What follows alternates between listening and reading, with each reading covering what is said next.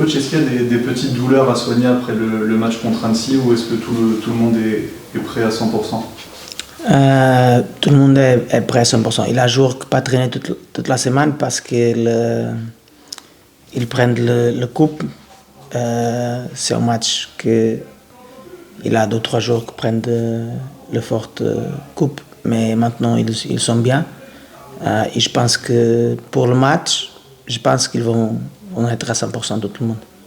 Yacine Bamou, donc peut-être être dans le groupe et la recrue là qui est arrivée ce matin, le Portugais, est-ce qu'il peut être dans le groupe dès vendredi?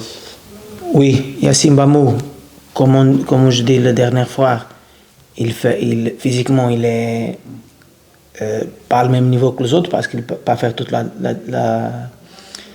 pré-saison, mais il est un joueur qui travaille bien, il fait l'effort pour jouer. Peut-être c'est possible, pas à 100%, pas pour 90 minutes, mais peut-être c'est possible. On va voir aujourd'hui après-midi à la réunion avec le staff médical, le staff physique, combien de minutes il peut jouer. Et le Portugais qui est arrivé ce matin? Oui, je pense qu'il est prêt. Après, dépend de la transférence parce que, comme vous connaissez, la transférence internationale dépend de beaucoup de choses, de fédération de l'autre pays, de fédération comme ça. On va voir si tout se passe bien, il est éligible. Comment vous pouvez décrire ce joueur pour ceux qui ne le connaissent pas, pour les supporters d'Unkerquois qui ne le connaissent pas? Qu'est-ce que vous pensez qu'il peut apporter à ce groupe? Il est un joueur qui vient pour la position 6, pour milieu de terrain, mais il est un joueur qui peut jouer aussi à central. Je connais lui comme joueur avant, il est un joueur très professionnel, très concentré, qui fait le maximum pour les équipes. Quand il est jeune, il jouait toute la sélection portugaise. Il est champion d'Europe U17 et U19. C'est un joueur avec une bonne expérience pour l'année qu'il est.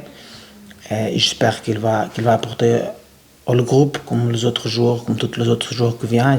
J'espère qu'il va apporter quelque chose de plus pour le groupe. Au-delà du jeu, comment vous jugez l'intégration de toutes ces recrues qui changent parfois pour certains de pays et qui arrivent dans une ville comme Dunkerque? Comment vous jugez leur intégration dans le groupe et dans la ville? Le club, il a personne au club que faire l'intégration à la ville. Pour le joueur, pour connaître la ville, pour connaître toutes les choses. Avant le jour venir, on parle avec les choses aussi. Et dans le groupe, c'est pas difficile. Notre groupe, c'est quand tu as un groupe de joueurs qui sont beaucoup de bonnes personnes aussi, c'est pas très difficile d'intégrer le joueur. Tout le capitaine, tous les joueurs plus anciens sont joueurs avec une très bonne personnalité.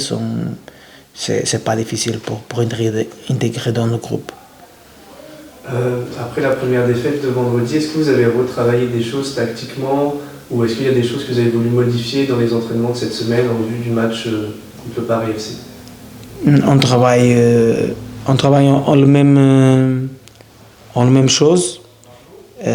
Comment faire avant, on fait maintenant de corriger le détail du match. Mais quand tu fais un match comme tu fais, que tu peux, à la première mi-temps, tu peux faire 4-5 buts, tu ne vas pas changer.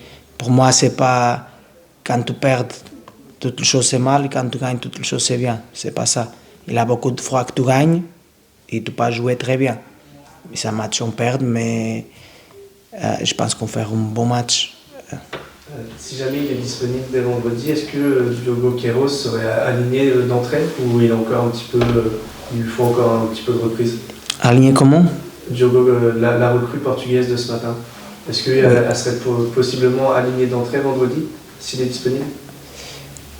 S'il est disponible, il peut entrer comme tous les autres jours. Si on regarde que pour sa match, c'est important. Un joueur comme lui, après il signe pour Dunkerque, tous les joueurs sont éligibles. Il nécessite